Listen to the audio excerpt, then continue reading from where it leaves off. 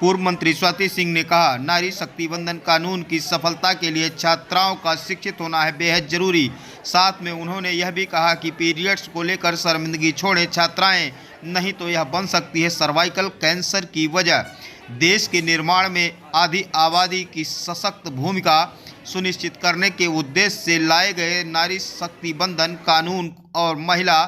स्वास्थ्य स्वच्छता के प्रति जागरूकता को लेकर स्वाति फाउंडेशन ने राजकीय बालिका विद्यालय इंटर कॉलेज विकास नगर में विद्यार्थियों से संवाद कार्यक्रम का आयोजन के माध्यम से किया संपर्क। तो आइए सुनवाते हैं क्या कुछ खास कह रही हैं पूर्व मंत्री स्वाति सिंह। लगातार अपने स्वाति फाउंडेशन के माध्यम से बच्चों को अवेयर कर रही है। आज भी आप जो है आयुर्वेदिक विकास कर रहे हैं, इस अवसर पर क्या कहना चाहिए? देखिए, जिस विषय पर मैंने भी चर्चा की है, स्वाति फाउंडेशन मेंस्ट्रुअल हाइजीन पर अवेयरनेस करती है और हम free of cost sanitary napkin जो ज़रूरतमंद लोग हैं उनको बांटते हैं, या जहाँ पर हम अवेयरनेस के लिए जाते हैं वहाँ पर भी हम डिस्ट्रीब्यूट करते हैं, क्योंकि एक ऐसा विषय है जिसको कि हमारे समाज में टैबू माना गया है और हम ओपनली इन चीज़ों पे डिस्कस नहीं करते। मैंने अभी अपनी बात में भी इस बात को कहा, जब मैं बच्चों से बात कर रही थी उस समय मैंने इस बात की चर्चा की कि ये एक ऐसा विषय है जहाँ पर पढ़ा लिखा परिवार भी इन विषयों पर चर्चा नहीं करता है। बहुत आवश्यक है कि जो इस कारण से जो समस्याएं उत्पन्न हो रही हैं उसके लिए बहुत आवश्यक है कि हम घर पर इन विषयों पर चर्चा करें, ओपनली चर्चा करें, ताकि जो बच्चियां हैं और परिवार में जो भी बच्चा हो, बेटी हो या बेटा हो, उसको इन विषयों के बारे में जानकारी होनी चाहिए। क्योंकि परिवार में जो बच्ची है वो तो है ही, लेकिन समाज में भी जो बच्चे हैं उनको भी उसी सम्मान की नज़र से परिवार का हर व्यक्ति देखे, ये आवश्यक है। इसलिए इन विषयों पर चर्चा करना भी बहुत ज़रूरी है।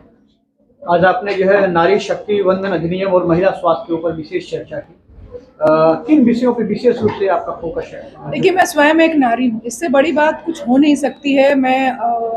जितना भी माननीय प्रधानमंत्री जी को धन्यवाद दूँ शायद वो कम होगा कि एक महिला को जिस तरह से उन्होंने, अगर बेटियों को जन्म से लेकर, बेटी बचाओ बेटी पढ़ाओ से लेकर समय समय पर वो इतनी योजनाएं बेटियों को लेकर आए, पहले उनको उन्होंने सशक्त करने का काम किया और उसके बाद नारी शक्ति वंदन अधिनियम को लेकर आए कि जब धीरे धीरे समाज में एक सशक्तिकरण का माहौल हो गया, महिलाएं और बेटियां सशक्त होने लगी, तब उन्होंने इस अधिनियम को लेकर आए कि अब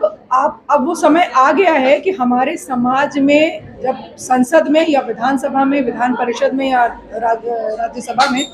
लगभग 33% महिलाएं वहां पर बैठें, ताकि जो भी पॉलिसी मेकिंग का काम हो वो उसमें उनकी क्या सोच है वो भी बात अच्छे से आ सके। सब भारत एक ग्रामीण परिवेश का देश है, जहाँ पर ज़्यादातर आबादी ग्रामीण है। ये जो आप लोग कर रहे हैं इसका कहाँ तक असर ग्रामीण क्षेत्र में पहुँच पा रहा है? क्योंकि ये शहर है, यहाँ तो आप पहुँच जाती हैं, लेकिन ग्रामीणों के लिए क्या व्यवस्था है? देखिए, मैं जिस पार्टी से जुड़ी हूँ, भारतीय जनता पार्टी से, ये शहर और ग्रामीण में कभी हम लोगों ने भेद नहीं किया। हम शुरू से जो भी योजनाएं, चाहे सरकार की ही योजनाएं हैं, उसको हम धरातल पर उतारने का हमने काम किया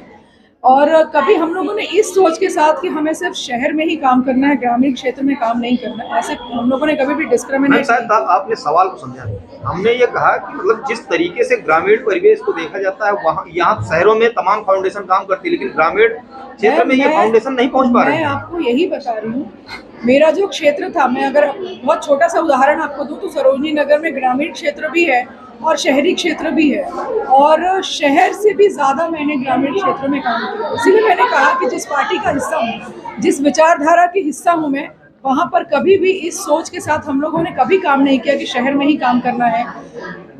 या ग्रामीण क्षेत्र में काम नहीं करना है। तो आज की डेट में मुझे लगता है कि जितने भी ऐसी संस्थाएं हैं, अगर वो कुछ अच्छा करना चाहती हैं, क्योंकि माननीय प्रधानमंत्री जी, उत्तर प्रदेश में माननीय मुख्यमंत्री जी जिस सोच के साथ वो लोग इस देश और इस प्रदेश को आगे लेकर जा रहे हैं, कोई भी व्यक्ति अगर समाज में काम कर रहा है तो वो इस तरह से समाज में कभी भेद नहीं कर सकता, और अगर करेगा तो मुझे लगता है उसके काम को वो रिकॉग्निशन नहीं मिलेगी। इसके आधी आबादी जो है वो महिलाओं की है, एक सशक्तिकरण वर्ग के रूप में उभर कर आएगा। आपने इस अधिनियम के आने के बाद और तमाम अवेयरनेस बच्चों के साथ करते हुए क्या बदलाव देखा है? जैसे अगर हम आज की का दृष्टांत उठाएं तो ऐसी स्थिति में जो बच्चों ने एक तरीके से जो है स्वास्थ्य स्वच्छता से संबंधित, सैनिटरी नैपकिन से संबंधित जो खुलकर बोला है एक तरीके से, जो समाज में एक तरीके से हम कह सकते हैं ना कि बच्चों में हम लोग ये सिखाते हैं कि चुप्पी तोड़ो, खुलकर बोलो। ये जो चीज़ है आज मैं देख रही हूँ मेरे सामने घटित हो रही है और बच्चों ने इसमें पूरे तरीके से पार्टिसिपेट किया है अपने विचारों को